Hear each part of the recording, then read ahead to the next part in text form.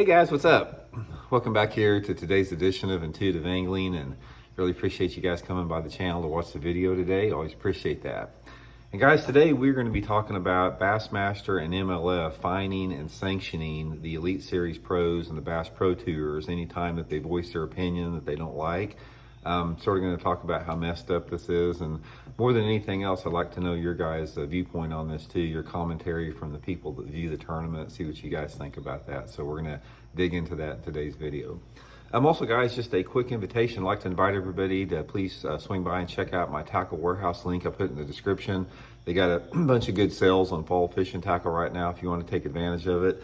And they also just got a big shipment of my new Blaukat throwback jig. They sold out, the first day they were in stock. They got a big shipment. They're about gone now. So if you guys would like to pick up some of my Blaukat throwback jigs at Tackle Warehouse, I'll put that link in the description as well.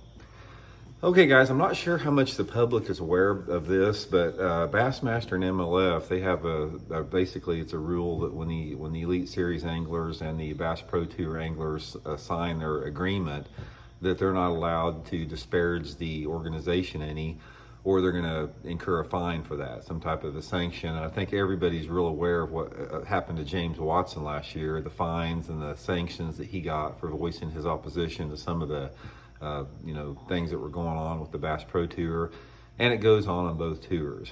And one of the reasons I wanted to do this video here is over about the past 3 or 4 months, a couple of my buddies that fish the Bassmaster Elite Series Tour, they've said the same thing to me. They go, I want to post something about this, but they go, I don't want to get fined. Or it's like, excuse me, they're going to say something like, if I say this, I'm going to get fined, or I'm going to probably get fined, if I say this or that.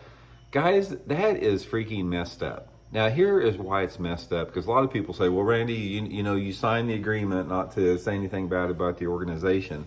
But here's what a lot of people forget. The Bassmaster Elite Series pros and the Bass Pro Tour pros on the MLF, they are nothing but customers. They're not employees of the company. They're not representatives of the company. These are people that pay $50,000 or so to actually fish the tournaments on top of all the other expenses they incur. They're basically giving the organizations, or they're putting $100,000 worth of their own money to support the organization. And on top of that, they are promoting the organization through their social media outlets and all the avenues that they have. So fundamentally, I don't understand how a tournament organization can basically put this type of free speech limitation on somebody that is the customer of, their business, which they are. So that is one thing that's really messed up about it. Now, the next thing about it is I think Bassmaster and MLF have to ask themselves the question that addresses the root of this problem. Why do we have these disgruntled anglers out there that feel that they are so frustrated and so angry at the organization that they have to use their social media outlets to voice an opposition to rules that the organization may have, or the direction they're going, whatever it may be? This is what they need to dig in on. Instead of finding these anglers, if an angler is frustrated about the direction the organization is going in, and they're not listened to, it's like they voice their frustrations to the organization and the management, and that falls on deaf ears, and they really are passionate about getting this out there, and they resort to the social media outlets they got, and then they get fined for doing that.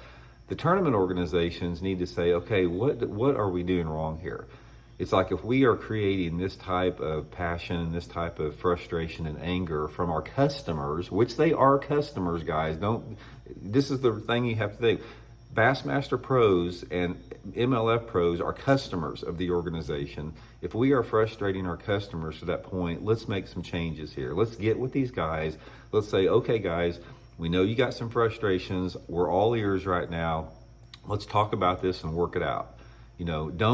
Don't have these angler meetings where 80% of the tournament pros voice their opposition to something, and then the tournament committees, made up of non-anglers, it goes in one ear and out the other, and they institute the rules that they want to do, and they ignore the wishes and the desires of the tournament anglers.